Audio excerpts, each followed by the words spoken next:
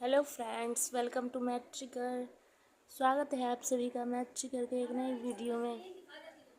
तो आज हम लोग पार्ट 9 की बात करने वाले हैं। इससे पहले पार्ट 8 तक की आप लोगों ने अगर नहीं देखा हो तो मेरे प्रीवियस वीडियोस में जाके ज़रूर से ज़रूर देखें, ठीक। RRB, NTPC, RPF, group D और एएलपी टेक्नीशियन में पूछे जाने वाले क्वेश्चंस जिसका सोल्यूशन है डिस्कशन करवाने जा रहे हैं। प्रीवियस ईयर क्वेश्चन का पार्ट 9 है।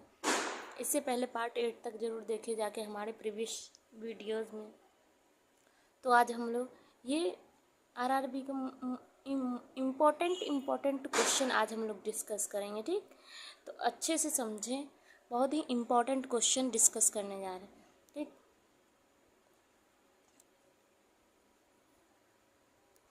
वीडियो को बिल्कुल भी स्किप ना करें, पूरे वीडियो अच्छे से देखें और सभी क्वेश्चंस को अच्छे से समझें।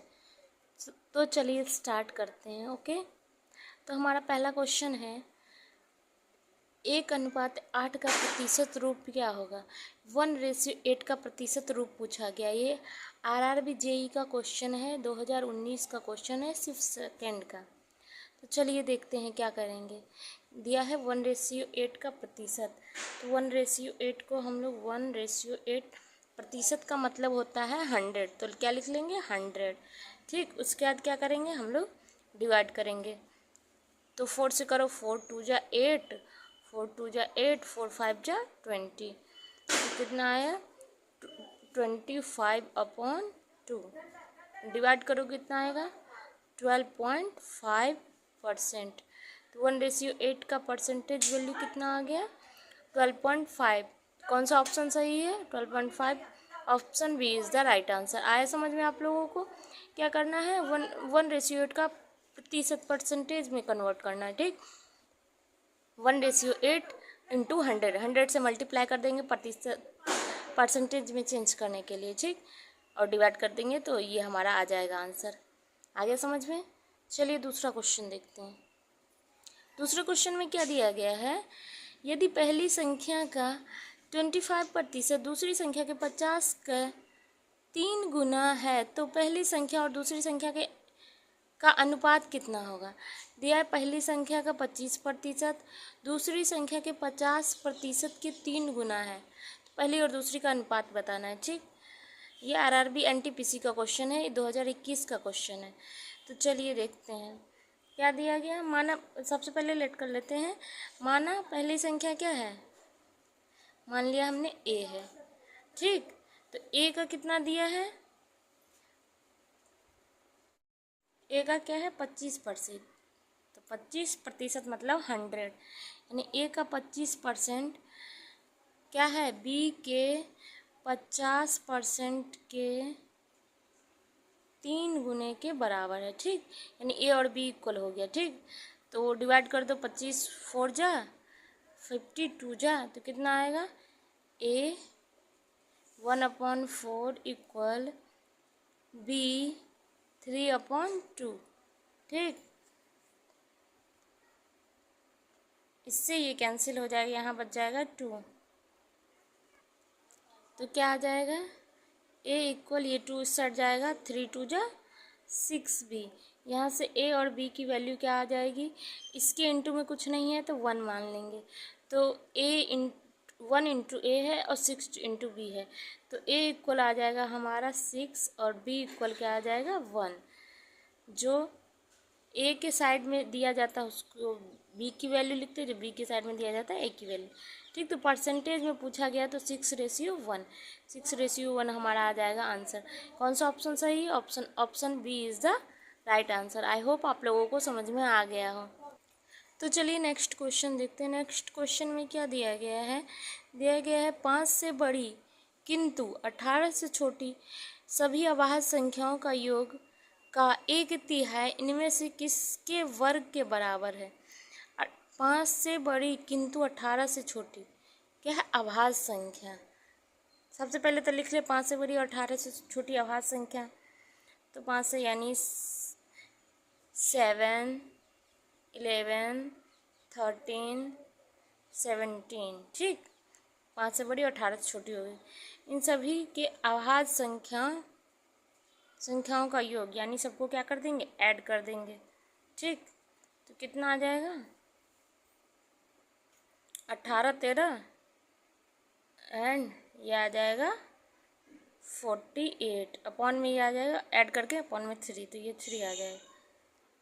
तो ये आ गया, इसको डिवाइड कर दो, 3 1 जा 3 और 3 6 जा 18, तो 16 आ जाएगा आंसर, 16।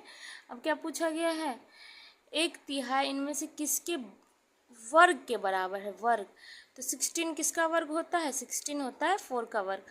तो ऑप्शन कौन सा सही, option D is the right answer. आया आप लोग समझ, क्या दिया गया है, दिया गया है 5 से बड़ी किंतु 18 से छोटी अभाज्य संख्या 5 से बड़ी यानी 7, 11, 13 और 17। ठीक, इनके योग का 1/3, योग मतलब 1/3 दिया गया है, योग कर लेंगे 1/3 इंटू 1/3 कर लेंगे, यही 3 यहाँ पे दिया गया है। ठीक,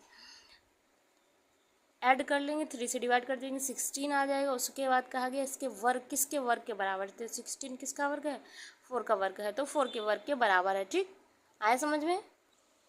तो चलिए देखते हैं नेक्स्ट क्वेश्चन। नेक्स्ट क्वेश्चन में क्या दिया गया है, 9 8 7 ये x 5 4 संख्याओं के लिए दिए गए विकल्पों में से उपस्थित अंक x चुने ताकि संख्या 6 से पूर्णतः विभाजित। मतलब ये क्वेश्चन वही है लेकिन उल्टा करके लिख दिया गया, इसी में बच्चे कंफ्यूज हो जाते हैं। क्वेश्चन लिखने के तरीके कई अलग होते हैं। क्वेश्चन बिल्कुल इजी है कि ये संख्या दिया गया है जो 6 से पूर्णतः विभाजित है, तो x की जगह पे कौन सी डिजिट आने वाली। ठीक, बस लिखने का तो तरीका थोड़ा सा चेंज हो गया है, तो इसमें कुछ लोग कंफ्यूज हो जाते हैं। तो देखिए करना क्या है, ये आरआरबी ग्रुप डी का 2018 का क्वेश्चन है। तो ये दी गई है संख्या 9 8 7 x 5 4। ठीक, उसके बाद 6 से पूर्णतः विभाजित। सबसे पहले 6 से पूर्णतः विभाजित का रूल देखेंगे क्या होता है। तो जब ऐसे दिया 6 से पूर्णतः विभाजित का रूल क्या होता है, इसको सबसे पहले तो फ्रैक्शन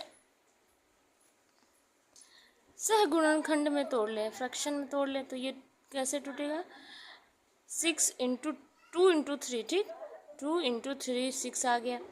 ऐसा कन्वर्ट करना है जब इसके मतलब इनके बीच का डिफरेंस 1 हो, ऐसे में कन्वर्ट करना है कि इनके बीच का डिफरेंस क्या हो, 1 हो। ठीक, अब इसमें तो कन्वर्ट कर लिया, उसके बाद आगे का क्या नहीं, हमें आगे का रूल है पहले 2 का रूल क्या है विभाजित होने का, फिर 3 का क्या है, उसके बाद ही होगा 2 का क्या है, जिसके लास्ट इकाई का अंक मतलब लास्ट का जो डिजिट हो वो या तो इवन हो या तो 2 से डिवाइजिबल हो, तो 2 से डिविजिबल हो जाएगा, विभाजित हो जाएगा। और 3 से विभाजित होने का नियम क्या है, 3 से विभाजित होने का नियम है कि सभी संख्याओं के अंकों का योग 3 से कट जाए, यानी जितने भी संख्या दिया गया इसके अंकों का योग 3 से कट जाए। ठीक, तो 2 और 3 के विभाजित होने का नियम पता चल गया। तो सबसे अब चलिए चेक करते हैं, चेक करेंगे। ठीक, तो सबसे पहले तो लास्ट में इसमें 2 से देख ले तो लास्ट में इवन नंबर यानी 2 से कट जाएगा, 2 वाला तो पता चल गया। अब 3 वाला देखते हैं, तो ऐड करेंगे 9 8 + 7 + x + 5 + 4, इन सबको ऐड करो और 3 से डिवाइड हो जाए, 8 17 17 17 7 5 and 3 कितना हो जाएगा, 33 + x/3। ठीक, तो ये 33 है, 3 से कट जाएगा। अब इसकी जगह पे क्या रखें, x की जगह ये 3 से डिविजिबल रखें हो जाए तो 1 रखेंगे तो 34, 3 से नहीं होगा। 2 रखेंगे तो 32, 3 से नहीं होगा। फिर 3 रखेंगे तो 36 हो जाएगा, यानी 3 सही है। 4 रखो नहीं होगा, 5 रखो नहीं होगा, 6 रखोगे तो हो जाएगा। इसी तरह 7 रखोगे नहीं होगा, 8 रखोगे नहीं होगा, 9 रखोगे तो हो जाएगा। ठीक, तो इसकी जगह हम लोग 3 रख सकते हैं, 6 रख सकते हैं, 9 रख सकते हैं। तो चलिए देखते हैं ऑप्शन कौन सा दिया गया, किस तरह से। ऑप्शन 3 दिया गया है, तो 3 इज़ द राइट आंसर। ठीक, इसका दूसरा तरीका ये भी है कि हम लोग ऑप्शन, इतना 3, 4, 5 रखने की ज़रूरत नहीं, सिर्फ ऑप्शन पे जाए, ऑप्शन से ही इसका आंसर रखें। जैसे कि यहाँ पे दिया गया है 2, 2 रख के देखेंगे नहीं होगा। फिर दिया गया 5, 5 रख के देखेंगे नहीं होगा। 3 रख के देखेंगे हो जाएगा। तो इसी तरह या तो आप टाइम कम है ऑप्शन पे जाएं और देख लें। ठीक, आई होप आप लोगों को समझ में आ गया हो। तो अगला क्वेश्चन दिया गया है, नेक्स्ट क्वेश्चन नंबर 5 दिया गया है, किसी वस्तु की विक्रय है, किसी वस्तु के विक्रय के दौरान यानी बेचने के दौरान 12.5% लाभ और 10.5% हानि के बीच का अंतर 161 रुपया है। ठीक, यदि अपेक्षित लाभ 19% हो तो वस्तु का विक्रय मूल्य कितना होगा। ठीक, बेचते समय क्या है, 12% लाभ है और 12.5% लाभ है और 10.5% हानि है। ठीक, तो इतना उनके बीच का अंतर आया 161। ये आरआरबी एनटीपीसी का 2021 का क्वेश्चन है। ठीक, तो चलिए देखते हैं इसका डिस्कशन। तो क्या दिया गया है, दिया है 12.5% यानी 1125।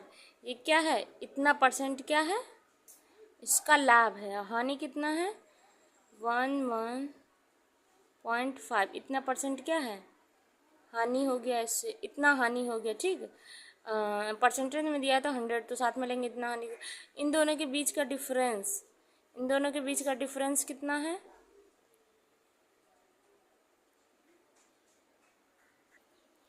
यहाँ प्रॉफिट हुआ प्लस करेंगे, यहाँ क्या हुआ है, हानि हुआ है, लॉस हुआ, तो यहाँ माइनस करेंगे तो ये नहीं हो, ये हो जाएगा 12.5% क्या है, प्रॉफिट हुआ है, हानि हुआ तो यहाँ हो जाएगा 89.5%। ठीक, ये हानि हुआ है तो माइनस कर देंगे। अब इन दोनों के बीच का डिफरेंस, इसमें माइनस करो, 112 में से 89 माइनस करेंगे तो कितना आ जाएगा, 23। ठीक, इन दोनों के बीच का डिफरेंस कितना है, 23। तो 23 की वैल्यू दी गई 161। ठीक, तो 1 की वैल्यू निकाल लेंगे यहाँ से, 23 इक्वल 161, तो 1 की वैल्यू निकाल लेंगे। कितने टाइम में जाएगा, 3 1 3 7 टाइम में, देखो 1, हाँ ये 7 टाइम में ये 7 टाइम में डिवाइड हो जाएगा। तो यहाँ कितना आ जाएगा, 1 की वैल्यू आ जाएगी 7। ठीक, अब क्या कहा गया है, अब पूछा गया है 19% लाभ का विक्रय मूल्य, 19% लाभ, 19% चूँकि लाभ है तो 119। ठीक, 19% लाभ का क्या पूछा, क्रय मूल्य कितना होगा, तो 1 = 7 है, तो यहाँ 119 में 7 का क्या कर देंगे, मल्टीप्लाई कर देंगे, कितना आ जाएगा, 9 7 63 का 3 कैरी 6, 7 और 6 13 का 3 कैरी 1 और 7 1 8, यानी 833 हमारा क्या हो जाएगा, विक्रय मूल्य, और यही हमारा क्या हो जाएगा, आंसर हो जाएगा 833। Option A is the right answer. ठीक, आया आप लोगों को समझ में। पहले क्या दिया गया है, पहले क्वेश्चन अच्छे से देखें। पहले क्वेश्चन में दिया गया है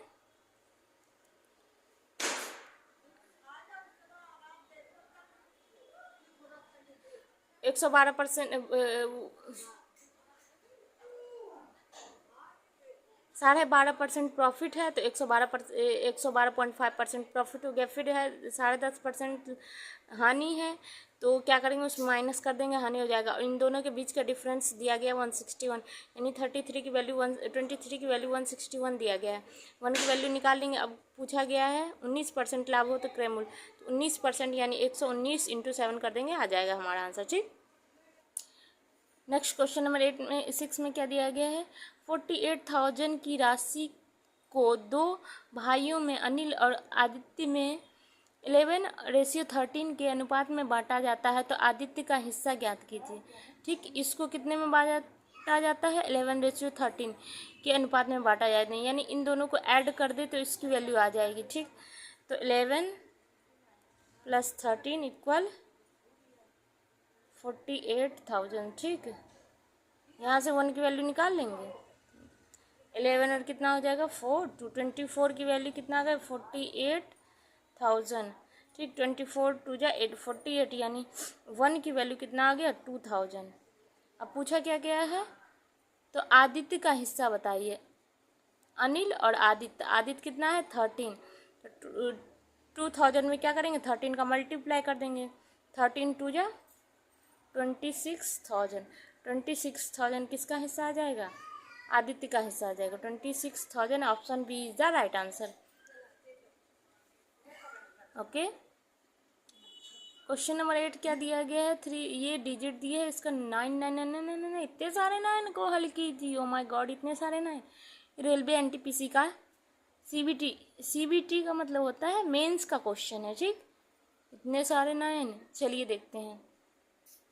तो जब ऐसा आ जाए कि 3 4 इंटू 9 या 9 या जितने भी 9 है ऐसे मल्टीप्लाई करना हो तो क्या करेंगे, सबसे पहले क्या करेंगे, जितने 9 है उतना अंक घटा लें।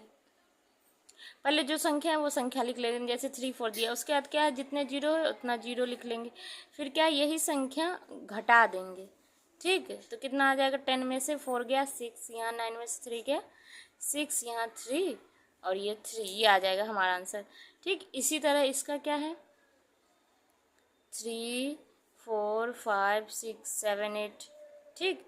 उसके बाद क्या है कितने 9 है 1 2 3 4 5 6 9 है, तो 6 जीरो बढ़ा लेंगे 1 2 3 4 5 6 जीरो लिख लेंगे, फिर यही संख्या क्या कर देंगे माइनस कर देंगे 3 4 5 6 7 5 6 8, ठीक।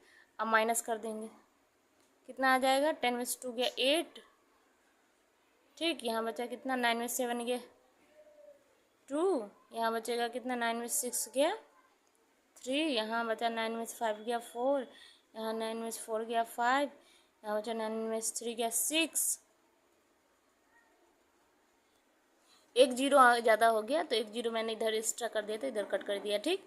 फिर ये 8 1 कैरी हो गया था तो यहाँ हो जाएगा 7, फिर 7 6 5 4 3, ठीक। ये हमारा आंसर आ जाएगा। तो ये ऑप्शन कौन सा सही है, ऑप्शन 3 4 7 है, 7 है, फिर 6 5 है, 6 5 7 7 6 5, option c is the right answer, ठीक।